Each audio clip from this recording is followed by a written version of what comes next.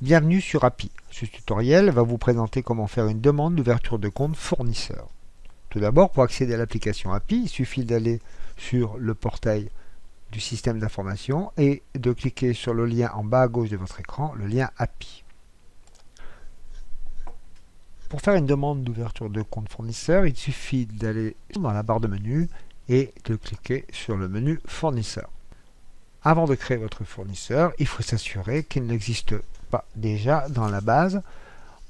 Vous pouvez le rechercher en tapant dans la fenêtre de recherche soit son nom, soit son numéro de TVA intracommunautaire ou encore mieux son numéro de SIRET.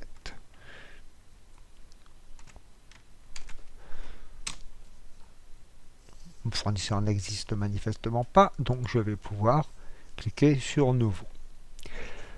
La création d'un compte fournisseur se fait avec deux onglets. Le premier onglet permet d'indiquer les informations de type identitaire. Le deuxième onglet permet d'indiquer les informations de type coordonnées, comme l'adresse ou l'adresse mail d'envoi de commande. Dans l'onglet Identité, les informations obligatoires sont identifiées par des petits astérix rouges devant les champs. Par exemple, le nom du fournisseur. Donc, je vais marquer fournisseur lisse.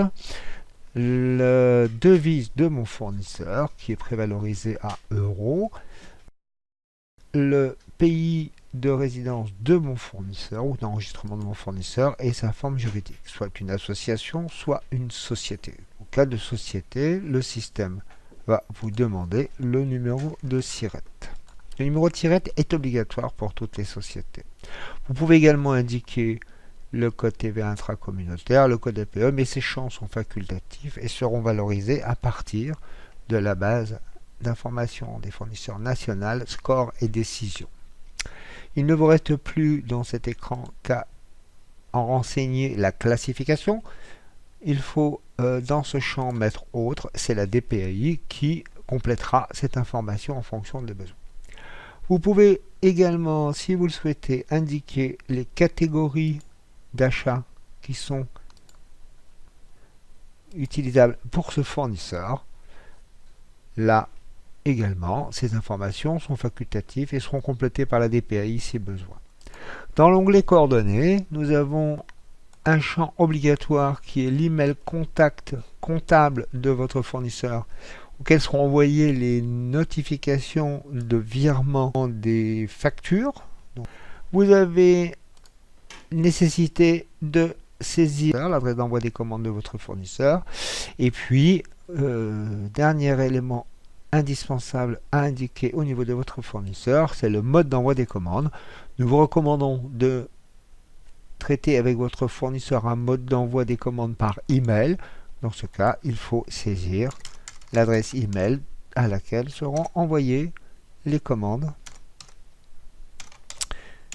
Voilà. Les informations de notre fiche fournisseur sont maintenant complètes. On va pouvoir enregistrer notre fiche fournisseur et en bas de notre fiche fournisseur, la section documents va nous permettre de pouvoir charger le RIB du fournisseur. Pièce obligatoire pour pouvoir créer et valider le fournisseur. Mon RIB est chargé. D'autres onglets à la création de mon fournisseur sont venus se rajouter, et notamment l'onglet Contact, dans lequel je vais pouvoir indiquer un contact.